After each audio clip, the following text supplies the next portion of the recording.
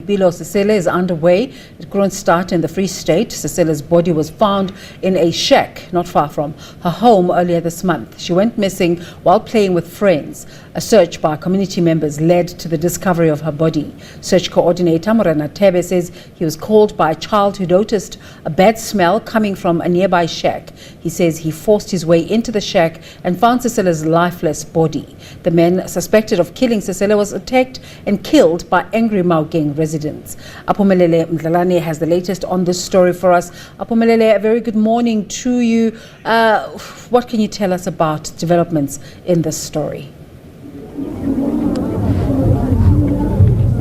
Well, Desiree, all I can say is that it's really a sad day for the community of Maokeng here in Kroonstad. We can see that people have come in their large numbers to bid their farewell, of course, to the 9-year-old Boipelo Sesele.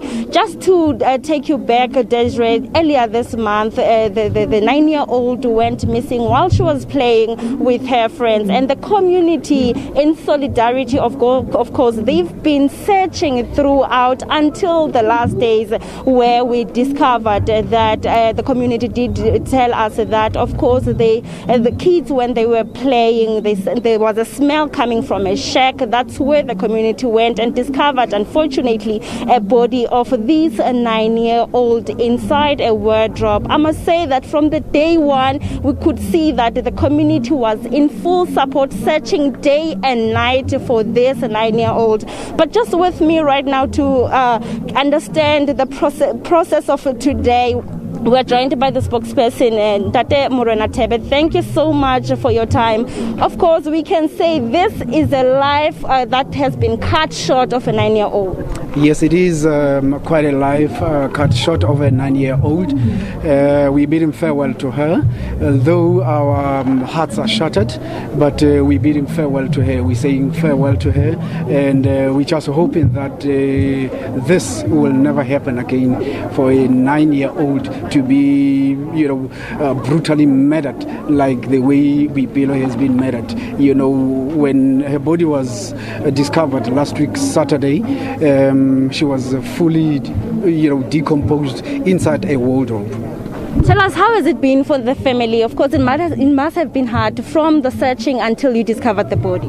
It was definitely hard for the family. It was never easy for the family to be going through this. But all they had when we as the community came on board immediately when she was reported missing, they had the hope that when the search team goes out, day and night, that at least when we come back, we will come back and say, Mama, here is Boipelo. But it was never the case. And we see that the community has come to give the support to you as a family. The community has come all the way from neighboring towns. They came all the way from all over our township. They are here to say farewell, farewell Boipelo. And Mr. Thebe, we just heard of a 13-year-old who also went missing. If you have details you can share with us. I think around 11 o'clock last night, so there's a 13-year-old girl who was reported missing. So the mom said the kid went missing around 1 o'clock or 2 o'clock in the afternoon yesterday.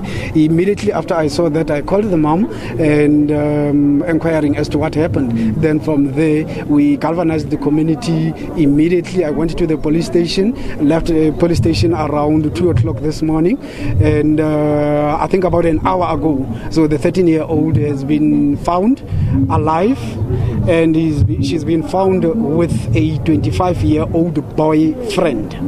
And she is at the police station as we speak, with both the parents and the police are questioning the 25-year-old and the 13-year-old girl. Well, Mr. Thebe, thank you so much for your time. This is Mr. Thebe, the spokesperson of the family, also giving us details of a 13-year-old who went missing last night, but now he's giving us a clear indication that she was, of course, found with a 25-year-old boyfriend. We're talking about a 13-year-old girl here, but it's still with the police. We will have to follow up as to what happened and what's going to happen now.